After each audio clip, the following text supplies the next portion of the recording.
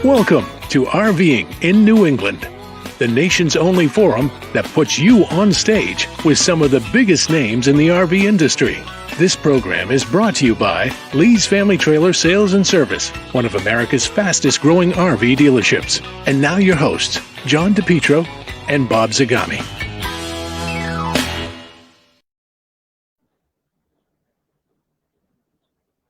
And good evening, everyone, or good morning, everyone, depending upon when you watch this. My name is John DePietro. It's my absolute pleasure to welcome you to RVing in New England. As you can see, I'm doing the show all alone tonight while our colleague, Bob Zagami, is enjoying some well-deserved time off in the sunny state of Florida. Now, just to show you how much difference there is between New England and Florida, it's 46 degrees right here in central Massachusetts. And where Bob is, it said it was 97 degrees. So the fact is, he knows where to go to get warm weather. And we've got a very interesting show tonight because it's part business and mostly fun. And normally on this show, we don't get too heavy into dollars and cents about the finances of the RV industry and various aspects of the RV industry. But tonight, we're going to get into a lot of the reasons that financiers from all over the world are looking into RV properties for investments. So it used to be, you know what, everybody looked at shopping centers, apartment buildings, and malls. And now that same group of people are looking at RV parks and related type facilities. So our guests tonight, and if Bill can click on them so they can join us, are from Blue Water Development Company and Blue Water Development Corporation, right, Dean? That's right. Corporate name properly. We have Dean. Dean, I don't want to mess your name up. I say Geracimo or Geracimos? Close, Geracimos. Geracimos, okay. I was close. He's the COO, and he is in Ocean City, Maryland, and joining us from on site right here in New England is Heather Montgomery, who is the general manager of two properties that are in two separate states, but real close to each other. And guys, how do you like my choice of shirts? Is this a good color? I love it. I like it. brighter than one I usually get yelled at for wearing bright shirts, but there you go. Look good, John. Look good. Yeah, exactly. So we're going to talk to you just a second. We just want to say hello to our some of our guests that are joining us. Jerry Plant is joining us from Cape Cod. Dante is here. Wow, all alone, but have fun. Wow, all alone, have fun. Well, we will definitely have fun, Dante. And Lisa says, John, you got this. I know it.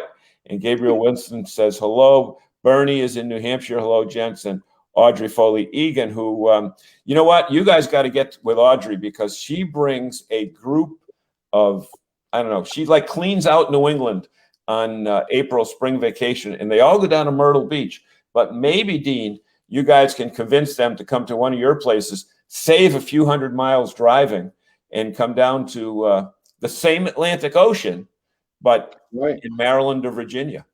Right, we can take care of that, no problem. We're smacking in between those 2 degrees that you just said. It's perfect. You got 97, which is a little toasty right now in Florida, but we're right at that 65, 68, 70 degrees here in Ocean City. So bring them on. Yep. And Heather has the plow. Yeah. Standing by. True story. Yeah. Dean, why don't you tell us a little bit about Blue Water Development? But first, I want to tell our audience how I was even made aware of Blue Water Development. And, you know, Bob and I do a show on the RV Life Network. And I was looking at some news topics back in, I think, March or April. And it said a KOA in Outer Banks was hosting a totally free weekend for first responders. And I called you guys up and talked with one of your colleagues, Raf, and found out that you guys are not just your regular campground operators. You've got a much more wide range of holdings than just campgrounds, but you're not just in New England, you're all over, like, from Maine to, I know there's a hotel down in Daytona. Yep.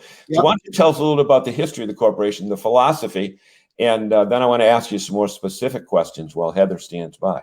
Sure. The quick history is around 2007, father and son, Jack Burbage and Todd Burbage, they've been working together. They're both huge entrepreneurs, but they teamed up in 2007 and started Blue Water Development. And they developed different housing neighborhoods, invested in the hotel business, and then how we got ourselves into the campground business is we actually were purchasing a piece of property, which we did purchase, and it was going to be another development.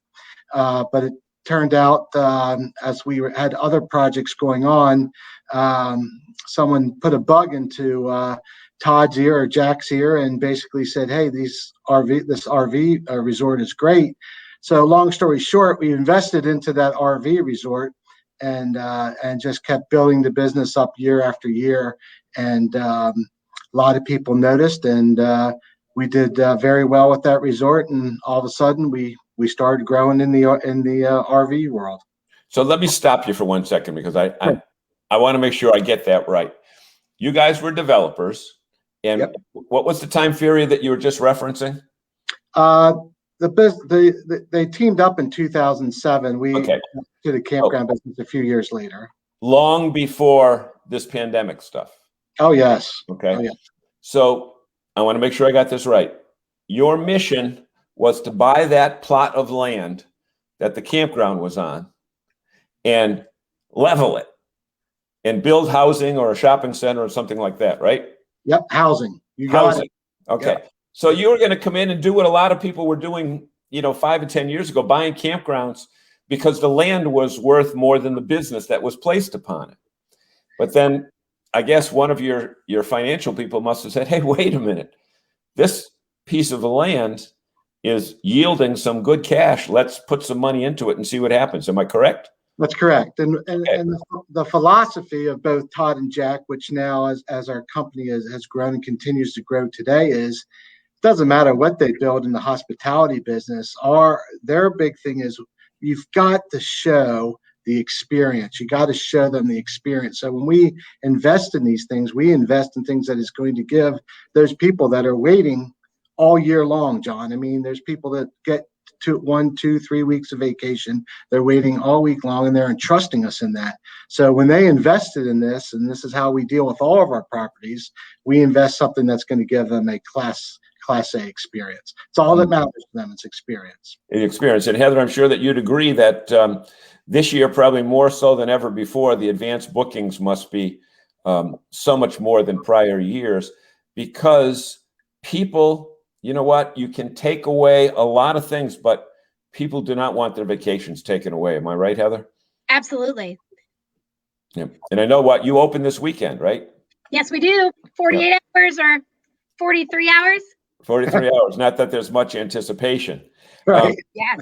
But Dean, you had said that one of the things that you talk about, one of the things that you want to do is provide a unique experience. And Heather, we'll get into the campgrounds in just a second, but there's an adventure going on. Talk about Adventureland, because it's just so different than what you'd see in a traditional New England campground.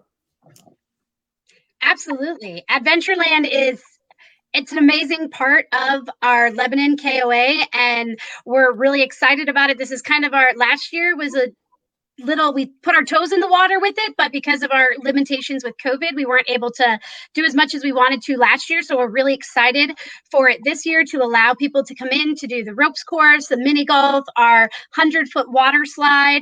We bring out the radar gun and see how fast you can go on that water slide. I've gotten 17 miles an hour on that, by the way. I'm pretty proud of that. I'll tell you one thing, Heather. I would beat you just because of gravity. Just because of gravity, they would. Anyway, So we're really, really excited to be able to offer that to our guests as well. It's a completely unique experience at the Lebanon KOA for sure. Exactly. So let's look at a couple more comments here. Maria joins us from Danridge, Tennessee. Jerry said he's been at the KOA in Rodanthe. I've been to that one. And I'll tell you, they've got water on both sides there. It's in that little causeway in the, well, your property is right up the river, right up the road from there, right? And we'll be at KOA Salmon River next weekend. Woohoo! Yeah, Andrew Malone. And then Audrey says, Heather, is this in New Hampshire or Maine? Yes. So, yes is the answer. The Lebanon KOA is in Maine, and our Stratford KOA is right across the border in Stratford, New Hampshire. So Audrey, you gotta get your crew up there. When we said you bring the whole crew up, you can go up a little bit during the summer, but when you bring your big group, you got to.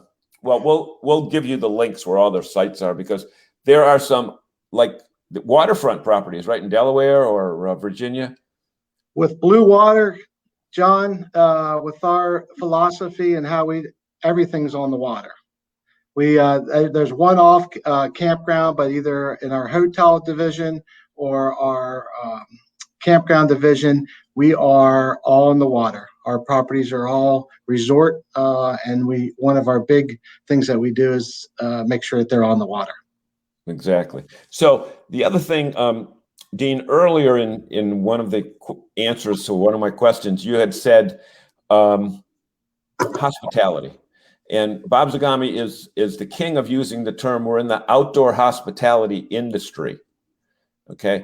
A lot of traditional New England-based campgrounds, I think, consider themselves in the campground industry, but not necessarily the outdoor hospitality industry. Define what you mean by hospitality and how camping is just one of the facets of outdoor hospitality.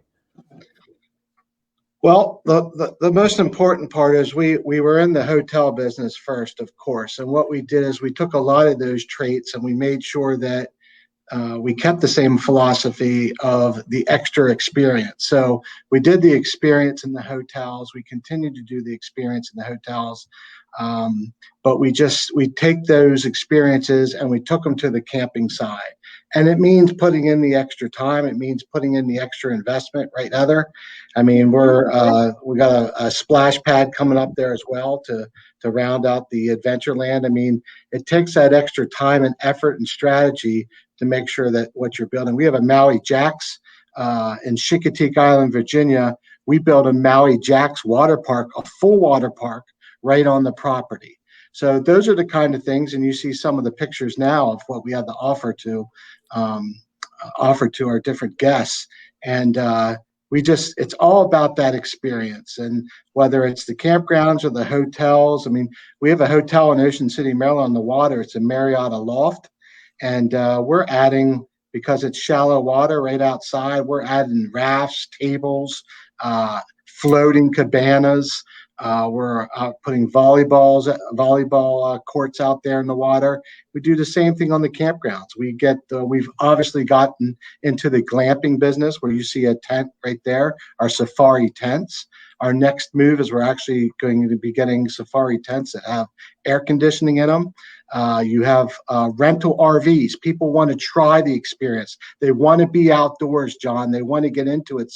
But they say, I don't have an RV. So the thing that we've done the last couple of years is we have bought hundreds of RVs, fitted out RVs, and put those on property. And those are one of the hottest commodities out there. And that's why one of the reasons why the camping industry itself, John, is growing, because it's people that didn't think about this before. Their friends are talking about it and they're like, well, we don't have an RV or we don't do this. So the accommodation side, whether it's the new cottages, the deluxe cabins, whether it's the RVs, the safari tents, whatever it is, that's the difference. And that's what you've got to provide today. Yep. Now, Heather, you have safari tents at both properties? Yes. As well as rentals. Describe what you mean by safari tents. I see some photos there. Those are your pictures or are those artist drawings? So those are at the this one in particular is at the Lebanon KOA, So and that's a real thing. That's really there. yes, and Yeah. they are beautiful. It's perfect for a family getaway or a romantic getaway. There's soft sides, so for Wait, Heather. Go ahead. So you're inferring that if it's a family, it's not romantic. Is that right? I have 4 kids. I know what I'm talking about with this. Okay. Go ahead. So, I'm sorry to throw you off track. People who are, they want to feel like they're camping with the soft side. You hear the trees. You might, even hear some rain. Sometimes that happens when people camp. You really still have that feeling of being in nature. But you get the luxury of not having to sleep on the ground. And we, in fact, provide the linens and the towels so you don't have to make your beds.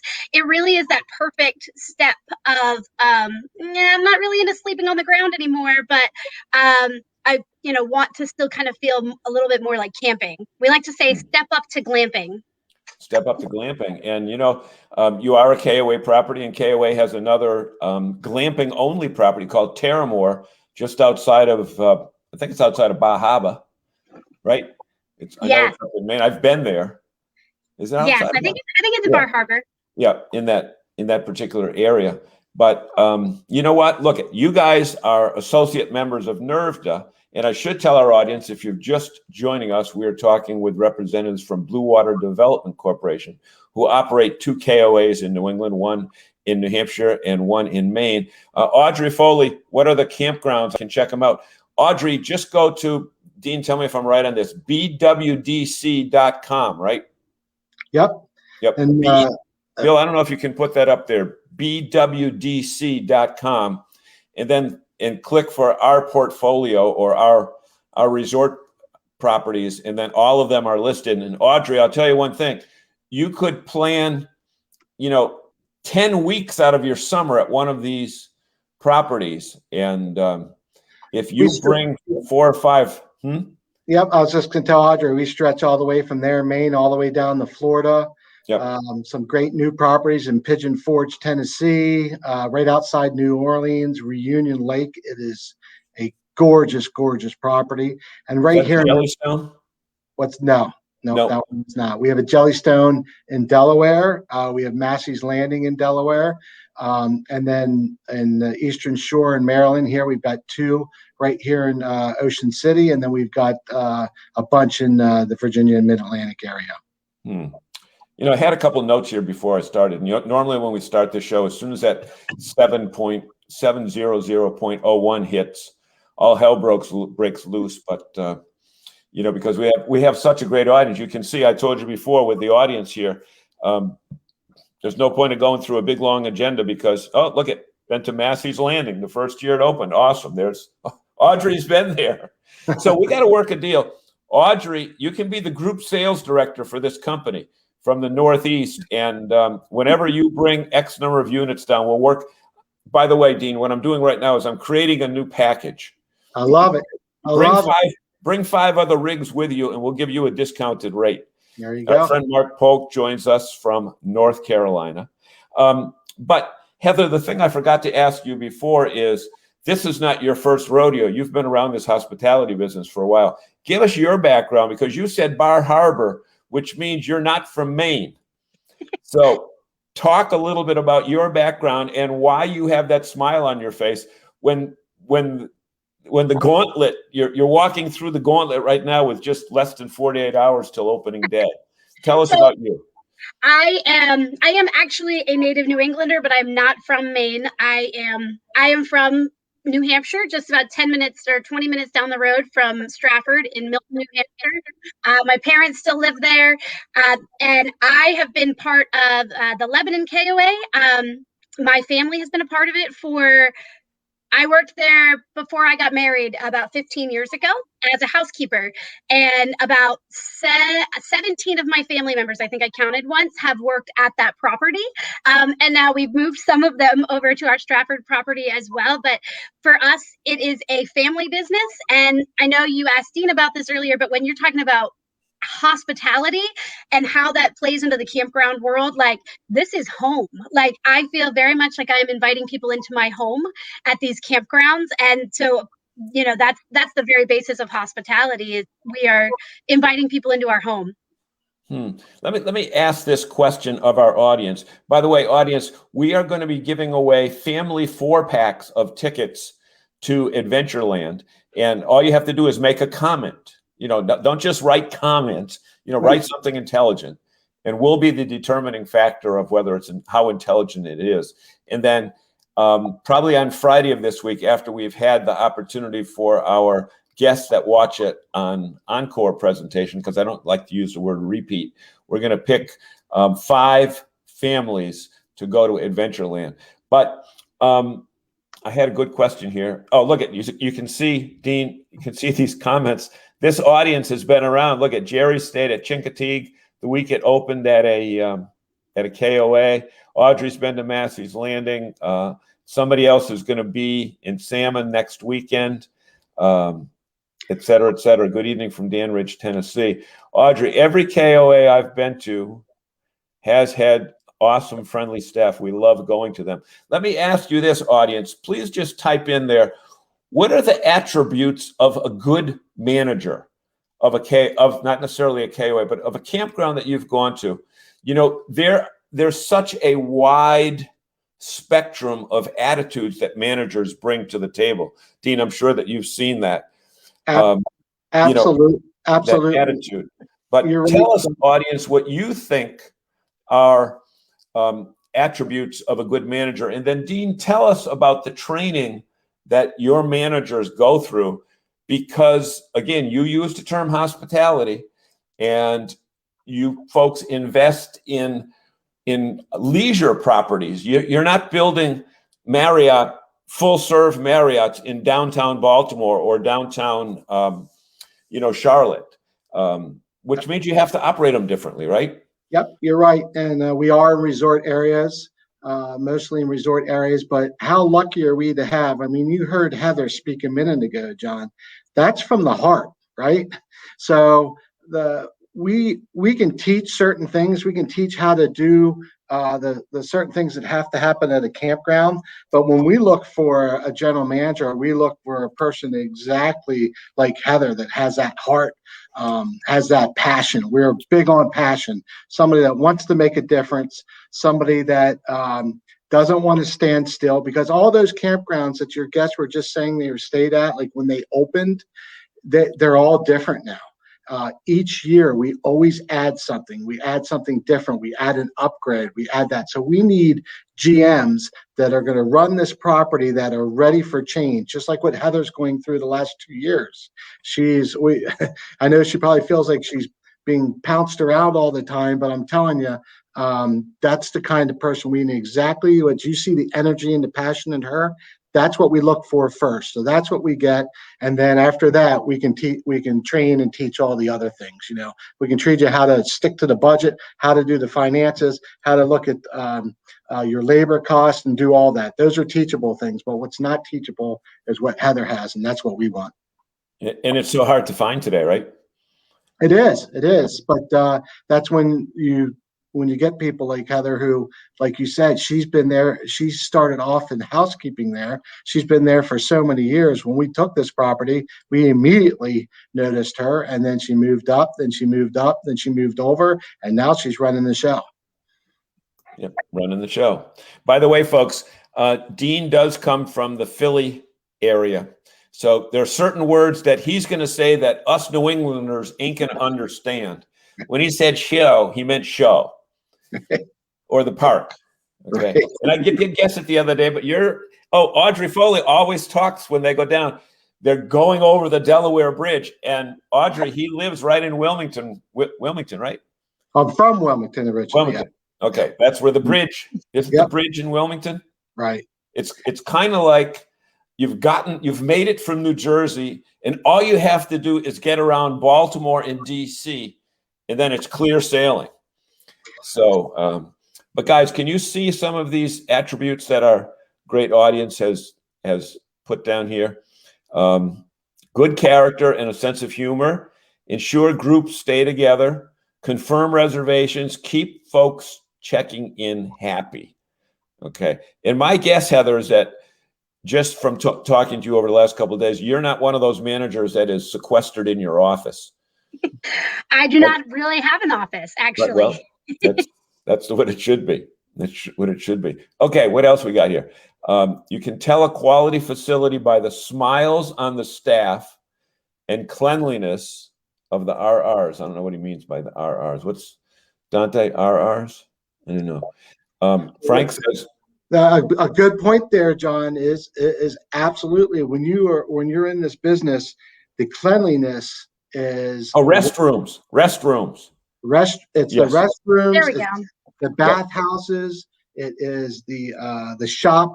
The cabin in which they're staying. It is how the grounds look. It's the kayaks that Heather's renting. It's the tents. It's the appearance.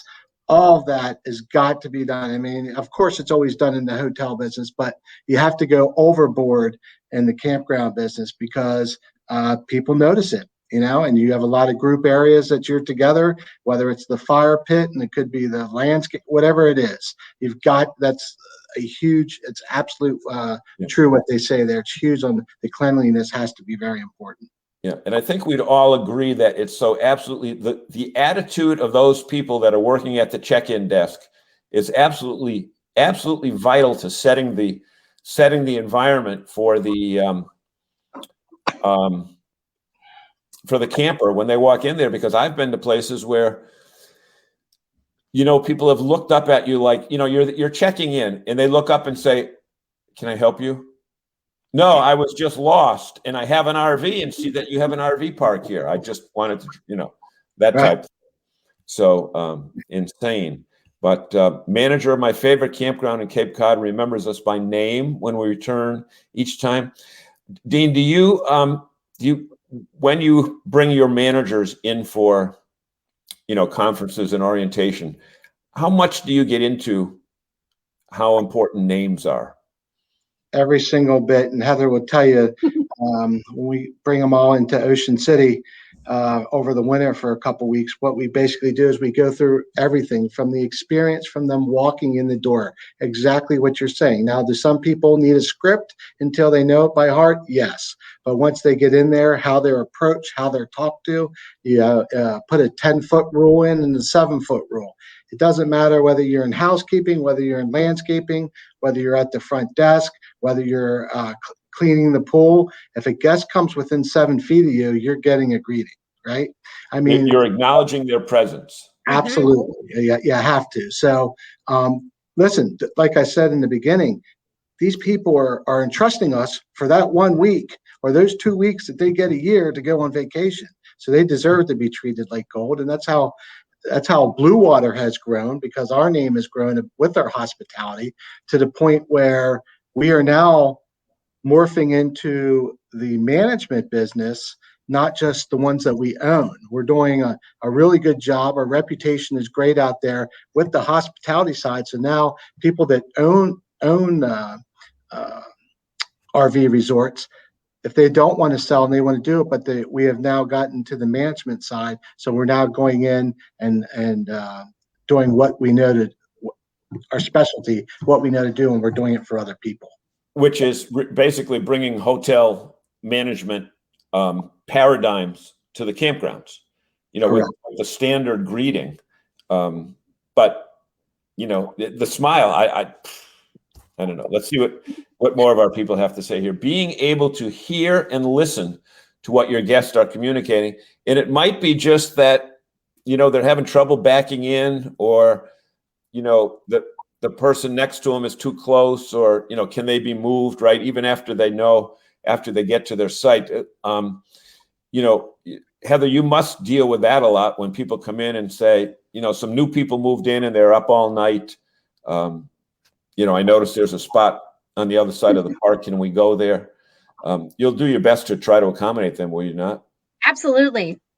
It's our mindset that, like Dean said, we are we are grateful that anybody has chosen to spend their hard-earned vacation dollars with us, and we want to make it the best experience for them. So whatever we can do to make that happen, we're happy to make that happen. Dean, we're giving you guys so many good tips here based upon what our audience is saying that we may charge you a consulting fee after the show is over. That's all right. But Good Maria luck. says, I think it would be how they treat their staff. And isn't that important? Because the attitude of the non-managers is determined by the way the manager interacts with them. Would you agree with down. That? Huh? It trickles down for sure. Oh, it trickles down. Okay. Jerry Plant says, I pay attention to the rules and I appreciate management that does as well. There's a hesitancy to enforce rules so people don't get mad. It makes the people who do play by the rules matter. Dean, have you guys, and again, I know you're at the corporate level, you're not at campground level, but how do you tell your people to deal with conflict? There's a couple of different ways. It really depends what the conflict is. I guess it's in any hospitality business, but we always try the kind way out. Like Heather said, if there's two people next to each other that don't want to be next to each other, we accommodate that. We do whatever it takes to make that happen. We have people that are being really loud after 11 o'clock. Heather will send her people out there, and they have a certain script that they say, and be very kind about it. So every situation's different, but we know to handle those kind of issues with kid gloves. And to go back, John, tell you about Heather when she's talking about trickling down, the passion that our CEO, Todd Burbidge, has goes through all of us. And I know Heather feels it from Jess, who oversees her campgrounds on her, and then goes right down to Heather. It just, when she says to trickle down, it's really the philosophy of the company. So it's important for any company. It's important. And I'm going to do two things for Audrey Foley here. Pirate Land makes my group reservations with a simple email, and they know us and know what our group, when they know the group and they check in. And Audrey's been going there for, 10 or 12 years or whatever, and they bring about 25 rigs all the way down from I-95 all the way down to probably south of the border, and then they cut across 501. Right. But one thing that Audrey would be very interested in, and Dean, I'll have you take care of this question. Tell Audrey about Willis and who he is. Willis is 14 now. He is our CEO. I just mentioned Todd. It's his dog. He is the family. He is our mascot. He is in here every day. And we have a pet-friendly environment, obviously, in our campgrounds. We also have a pet-friendly environment here in our corporate office. And what breed is he? I'm sorry? What breed is he? He's a lab. A lab, okay. I thought he was a golden, but is he a yellow lab? Yep, I think so. Yeah. Yep, there you go, Bill. Right there. There you go. Yeah. And the love that dog has with Todd, and when Todd's come, because he comes here every morning. When Todd enters the office, maybe a couple hours later, goes in and out. When Todd's here, because he makes it well known that his tail is wagging. It's good stuff. Good stuff. You know what? In order to pay bills, we have sponsors. We have a great sponsor, Lee's Family Trailer, and I think Bill has a. So much new stuff happening at Lee's Family for 2021, like their huge show yard expansion for more units and plenty of parking. Over 500 additional units arriving, including Wildwood, Grand Design, Cougar, and Montanas. 150 motorhomes like Winnebago and Echo are arriving. Go see them on Route 302 in Wyndham and at Lee'sFamilyTrailer.com, the fifth wheel capital of New England. Love how it feels in your home on wheels from Lee's Family Trailer. And we should tell our audience that Lee's did such a phenomenal job that they caught the attention of Camping World, and it's now a Camping World. They just switched over to Camping World, but they're our sponsor for another month or so, and we appreciate having them as a sponsor. You see Audrey's comment? Can you see her comment down there, Dean? I cannot, but okay. Audrey Foley again. Heather, can you see it? Yes. read it out. There you go. There's her comment. I got it now. I Yep. see it now. Yeah. Lisa wants to know where Heather's located. Heather, you can answer that question. At the moment, I'm located in Stratford, New Hampshire, at our Stratford campground, the Stratford KOA. But our other campground is the Lebanon, Maine KOA, about 15 minutes down the road. Yeah. And Maria says it had to be hard sometimes because there's a larger group of new campers that don't know the rules. You know, we brought that up with our friends at Bailey's at the end of the season.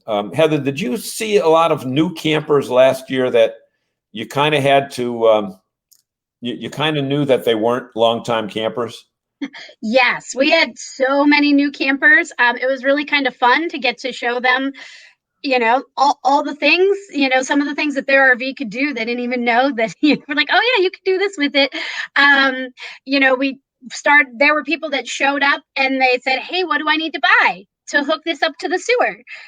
So we really brought them from that whole process right at the very beginning. And we're hoping that, you know, we were able to help them and that they appreciate that and want to return. Great. You know, one of the questions I had for Dean earlier that I wrote down, but I didn't ask it yet. Dean, why New England? Now, you guys are based, you know, 400 miles to the south. Why New England? Well, we've obviously wanted to spread our wings, and we saw a couple properties there on the water, on the river was very attractive to us.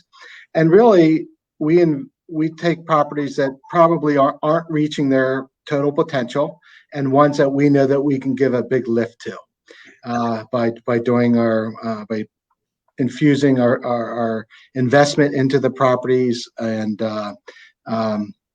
not only attitude, but financially as well, right? Yeah, financially as well. I mean, whether it's adding the cabins, adding the safari tents, adding the deluxe cabins, getting the rafts going on. I mean, one of the biggest things of Adventureland is being able to raft down that river.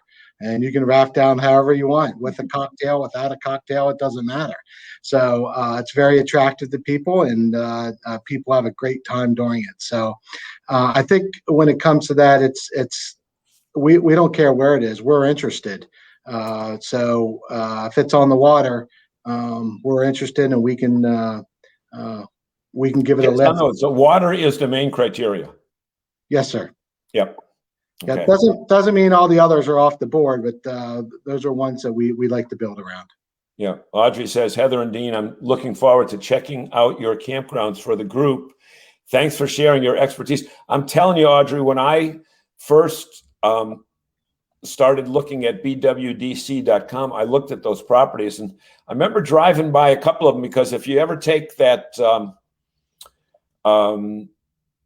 the bridge going into Virginia, what's that? The tunnel bridge, the Chesapeake Bay.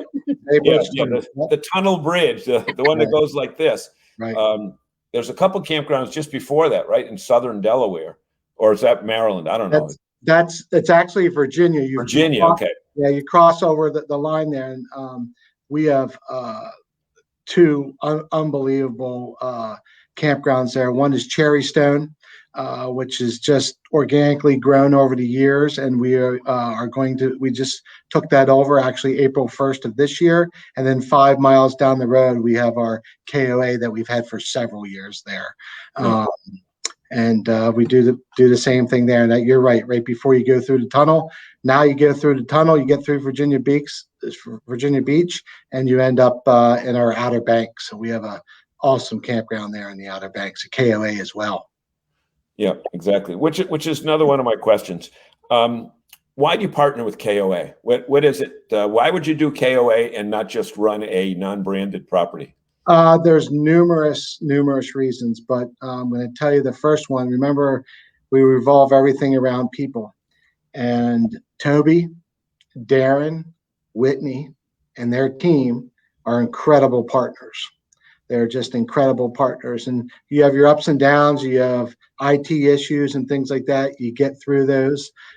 They offer a very good plan, different plans of the KOAs for us to fit into, and we just love being partners with them. And they do a good job of getting their name out there nationally, And I think they're pleased with the job with all the KOAs that we have. We have several that we've lifted those each year. So it all started with the people and those guys and meeting just 4 or 5 years ago and continues through today.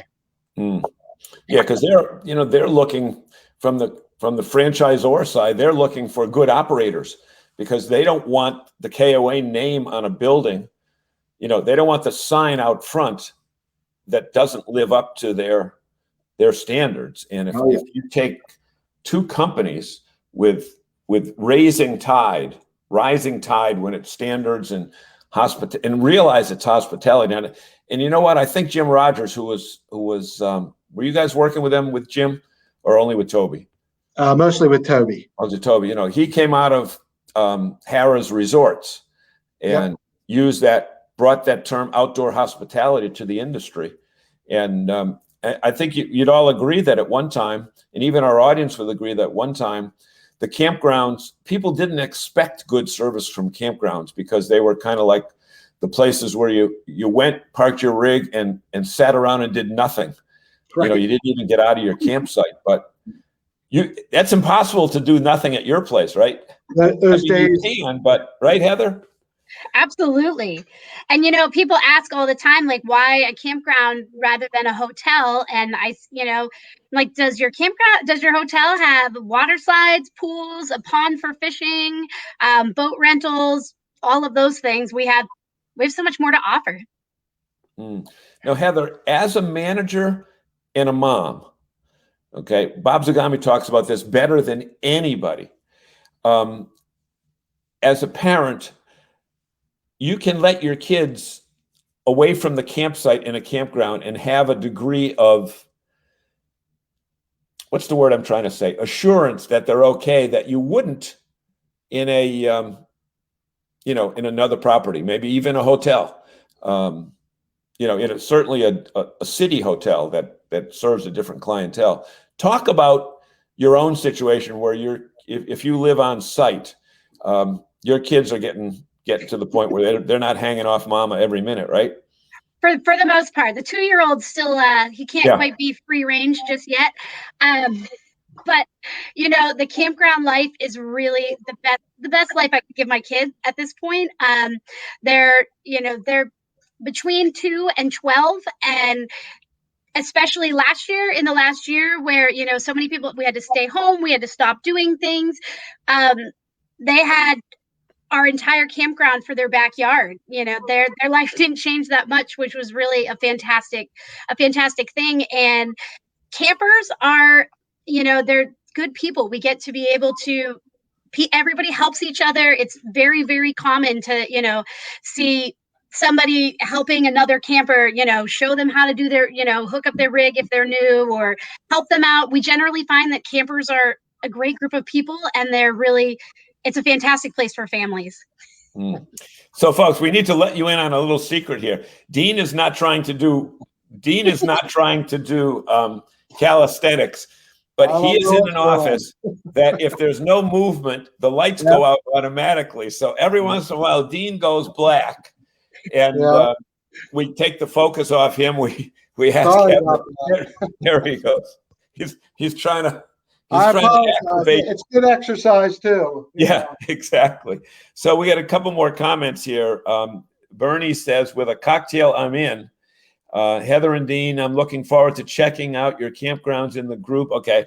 Audrey's been to Cherry Stone several times. Jerry said Chickateague was the only place where I've asked to be moved. They were very accommodating. And Maria's just laughing at the whole thing. But let's go back to a business question I had for you, Dean. Why all of a sudden now is Wall Street and the financial markets looking at RV in our campground investments as a viable place for the corporate money to be deposited?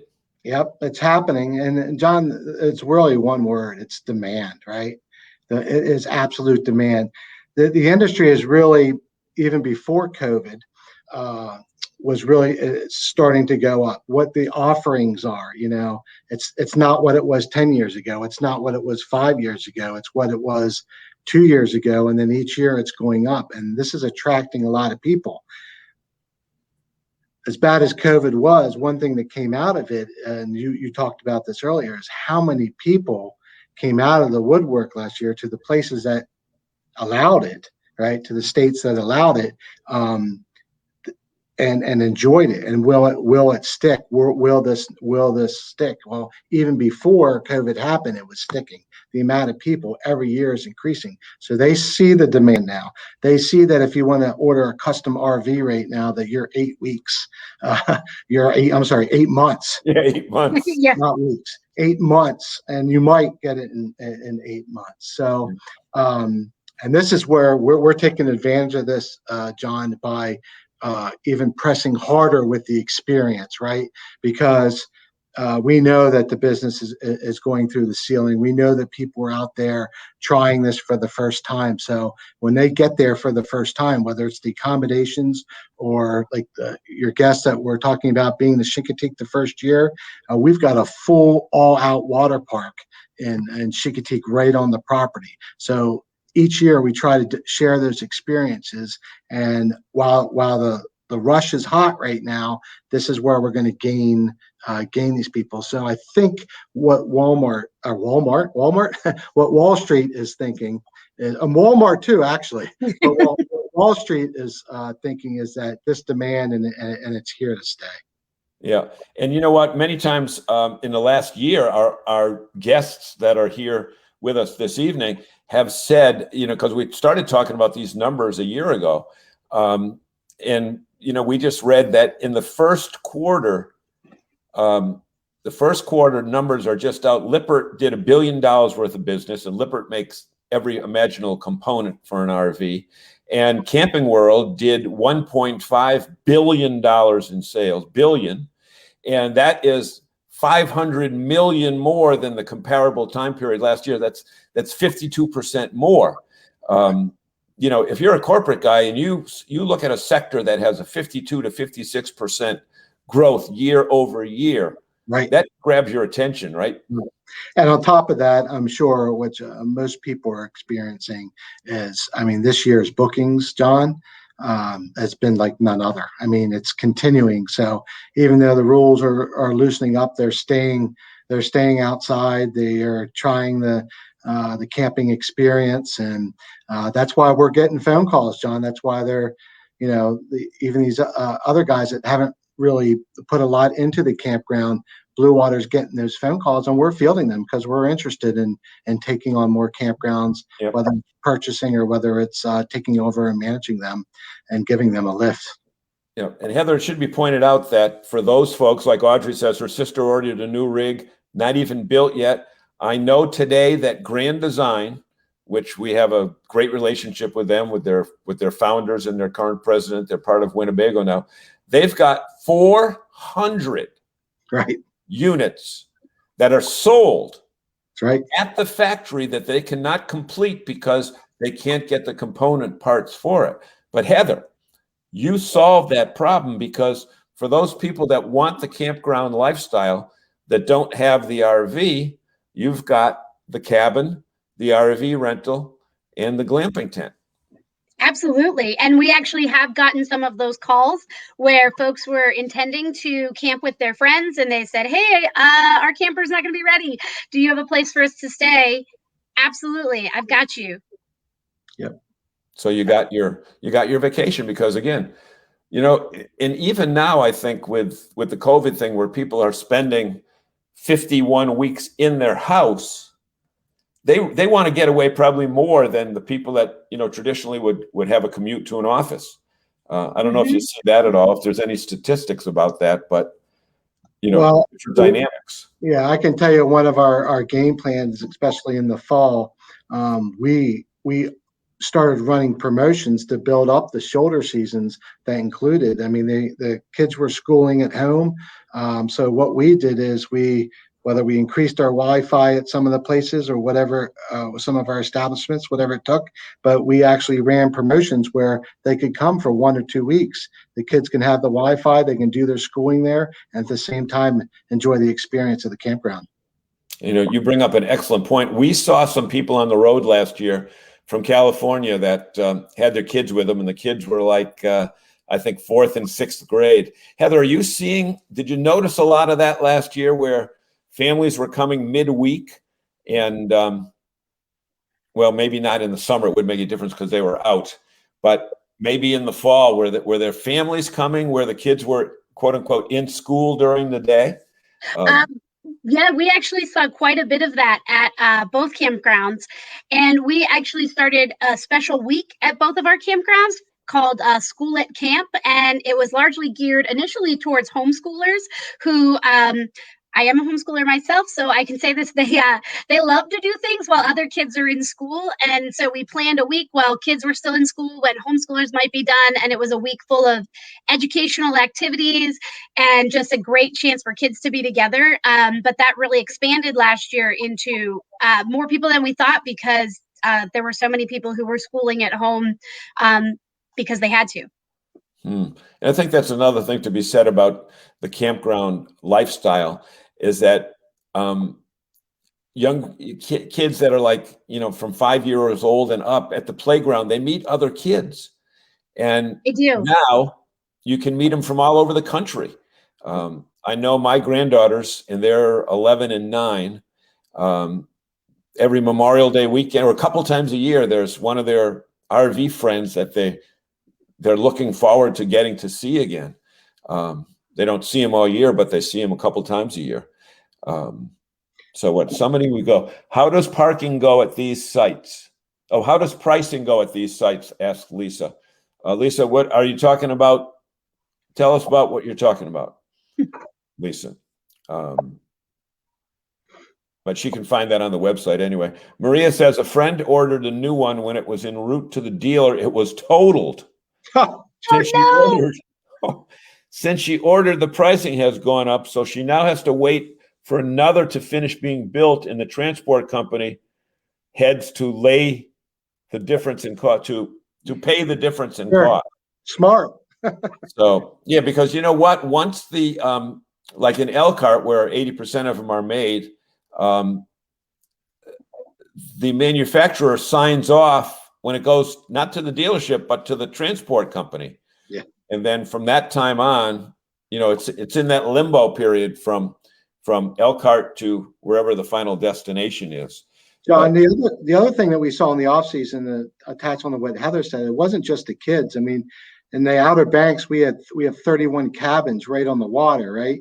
So we just took a picture and said, for all the people that were working at home in the office, we said, this is your new office with a view. And that's all we had to show them. And it was very economical. And they came down and they stayed in a waterfront cabin and would stay for 2, 3, 4 weeks. And we did month-long stays for these guys. Oh, interesting. Yeah. Where heretofore, that would have just been an empty room. Right. I mean, Right. So if they want to come down for the entire month of October or entire month of November, which is the beautiful time here in the Mid-Atlantic, they got a good deal, and we got a great guest and gave them a good experience. So that was just another one of the small things that we do at Blue Water just to increase the business. Yep. So Lisa says, in general, costs for docking, long-term stays, amenities, etc. Sorry, I don't have specifics. I still don't know what she means. Help me out on this, guys. She might be looking for the different pricing, and of course, every campground is different. Yep. And you can call any which one of the campgrounds. We have specially serviced people that answer the phones and can accommodate her in any way. Do you have any year-round properties? Yeah, our new Pigeon Forge and the one outside New Orleans, Reunion Lake, are year-round properties. And then, of course, the shortest season is up there with Heather. And you guys, it's the shortest season. But most of them run from April 1st until Thanksgiving. Okay. And those new ones that you mentioned, they have facilities for people that might not go to it with an RV but want to do a cabin or... Yeah. Reunion Lake, we are in the process right now of putting in, I'm not sure correct what the number is, but I think it's 30 deluxe cabins right on the lake. I mean, right on the water. And we're adding also additional RV sites there. It is an unbelievable. So they have there's a lazy river, 2 swim up bars. It's I want to move there. That's outside of New Orleans? Outside of New Orleans, about 35 minutes outside New Orleans, called Reunion Lake. That's not on that Lake Pontchartrain, is it? Yes, you go across Lake Pontchartrain. Yeah. Okay. Okay. Yeah. Is the Pigeon Forge a KOA? No, the Pigeon Forge is not KOA. There is a KOA there in Pigeon Forge, but that's not the one that we operate. Yours, yeah. Maria says transport is delivering mine to Pennsylvania tonight. Oh, lucky. Let's all say a prayer for Maria that she gets her unit delivered safely and soundly. One more question, Dan. Dean. I called you Dan. Oh, no, Bob called you Dan in the promo piece. I'm surprised he hasn't chimed in yet, because he is with his in-laws down in Florida. And I said, you know what? I sent him a note earlier and said, in case you want to duck away between the main course and dessert, do that. You can call me whatever you want. I usually get Billy. People mistake me for Billy Joel all the time. I don't know why. Sure. Yeah. I'm like, nah, just call me Dean. Yeah. We talked about the other properties, but how long do you anticipate this wave to be going? Well, we're in it. We're in it to win it. I mean, we are going to continue to invest. We're going to continue to take over properties and manage them for other owners and show them the lift and some of our, I guess you could say our not our tricks, but our formula on how to build up the business for each one of these campgrounds. And our infrastructure is continuing to grow. Our teams are continuing to grow. And if we can keep getting people like Heather, we're going to make it. And if I can add on to that, I think that answer is up to us, because first impressions are everything. And right now we are giving so many people the first impression of camping, and we have that opportunity to sell them on camping for life. So it's up to us how long that wave is going to last. You know, it's interesting that you say that, Heather, because I just read a report that Thor had put out that somehow they contacted people that rented a unit in the last year, and 72% of those people said they would buy one. Mm-hmm. You know, and we were up in Maine last year where we had a couple units, but the people next to us were in a rental property, and they came from, I think, like right around New York City. But one of the other couples that they met from there that wasn't from New York City was so excited about camping that they were going to their dealership that weekend and buying. So I think, you know what, from your perspective, if you get people in the first time and that smile on your face is translated to the other people that are working there, then you're going to develop long-term business. And I know that you had said that you or Raf or somebody said at Blue Water that the campground business is so dependent upon repeat business, right, guys? Absolutely. And I tell you, it's happening with Heather's property. I mean, we're getting a lot of business, especially from Massachusetts. Of course, it was a tough year in Maine last year with the restrictions, but when these people are going up there and they're going to Stratford and they're seeing that they're on that lake and they can do all these activities, and now Adventureland that's at the Salmon Falls, Lebanon KOA, they see it, they feel it, and then they go and experience it. We are huge on return business. You're going to get a personal, you stay with us 1 year, you're going to get a personal phone call from us the next year, making sure that you're coming back. And I think it's important to point out to our audience that Adventureland is opened to the general public. You don't have to be a camper there to go, and you can buy a day pass, right, guys? Yes. Yeah. And you can also, if you are camping at our Stratford facility, you can also go over to the Lebanon one and take advantage of Adventureland as well. Okay, good. Okay. So Audrey says, great program, Heather, Dean, and John. I've got several weekends left to plan this summer, and we'll be sure to share that with the S'mores campers. So I'm going to, Heather, I'll give you Audrey's contact info. You get the commission on, you book a whole bunch of other properties. We'll make sure that the revenue all comes back to emanate from your particular facility because of the great job that you guys did tonight. We got to get Dean up there we've got to get Dean on the ropes course. I don't know about that. When you were talking about gravity with the slide, I think I got everybody beat. Okay. Yeah. I love going up there. I get up there to see Heather every once in a while. She doesn't know when I'm coming all the time, but it doesn't matter. She's still on her game all the time, and we love it. We love it. We love the job that she's doing. Not just her. She has spread her the way that she operates to everybody there, and we're pumped about that.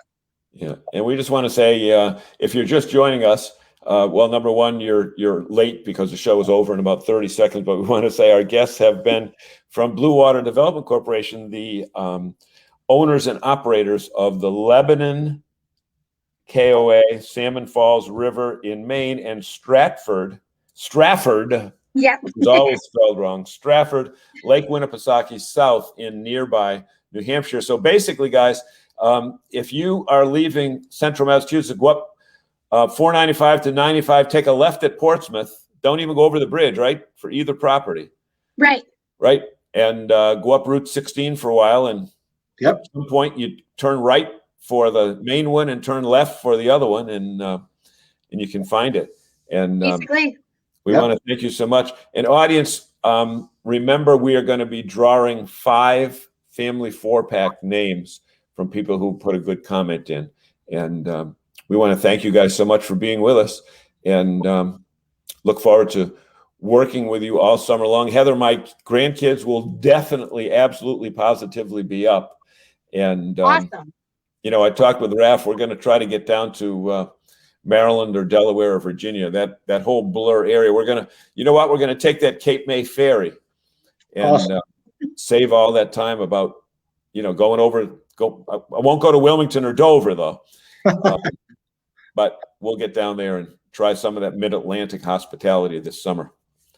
So We'll take care of you. We'll take care of you. Being said, Bill Sell has been our engineer extraordinaire. Bill, poke your head out from the back there. We got to let people know that it's not. There's our friend Bill Sell. It was not my magic to engineer this. Without Bill, we wouldn't have a show. And our friend Bob will be back next week. And we want to thank you so much and let you know that you've been watching RVing in New England. And we've got the band ready to bring us out of this. And Bill, if you press that final button, we will say so long till next week, right here on RVing in New England.